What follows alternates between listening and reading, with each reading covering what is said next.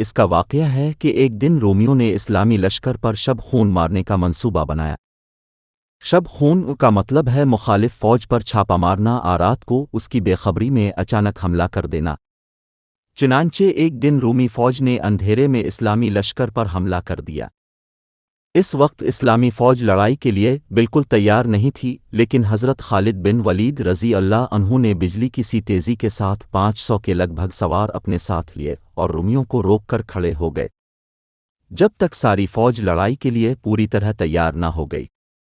انہوں نے دشمن کو آگے بڑھنے سے روکے رکھا۔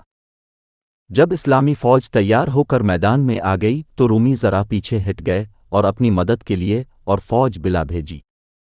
اس طرح رومیوں کی تعداد مسلمانوں کی تعداد سے کئی گنا زیادہ ہو گئی، لیکن مسلمان تو اللہ کے سپاہی تھے، وہ دشمن کی تعداد کو کب خاطر میں لاتے تھے۔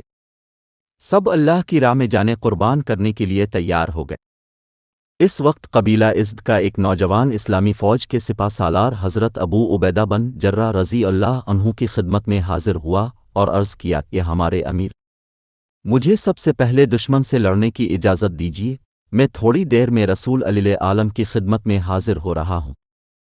اگر آپ کوئی پیغام حضور کو بھیجنا چاہتے ہیں تو مجھے بتا دیں۔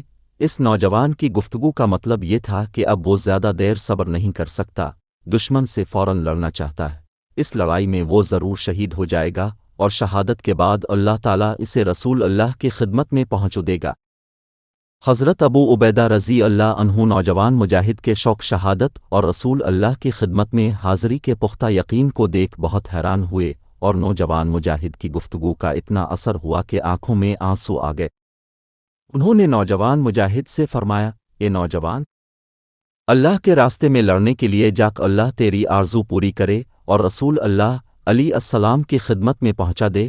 اس وقت ہم سب کی طرف سے اسلام کی خدمت میں سلام کے بعد عرض کرنا کہ اے اللہ کے سچے رسول، ہم نے اللہ کے دین کو مضبوطی سے تھام رکھا ہے اور آپ کے طریقے پر سختی سے عمل کر رہے ہیں۔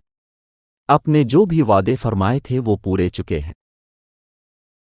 حضرت ابو عبیدہ رضی اللہ عنہ سے اجازت پا کر نوجوان دوڑ کر میدان میں پہنچا اور اس زمانے کے دستور کے مطابق دشمن کو للکارا کہ کوئی ہے جو میرے مقابلے پر آئے۔ اس کی للکار سن کر رومیوں کے 4 جنگجو ایک ایک کر کے اس کے مقابلے پر آئے اور چاروں اس کے ہاتھ سے مارے گئے۔ اب رومیوں نے اپنا ایک تجربہ کار نامی جنگجو مقابلے کے لیے بھیجا۔ نوجوان مجاہد اس کے ہاتھوں شہید ہو گیا۔ اب دونوں فوجوں کے درمیان گھمسان کی لڑائی شروع ہو گئی جو شام تک جاری رہی، پھر دونوں فوجیں اپنے اپنے ٹھکانوں کی طرف چلی گئیں۔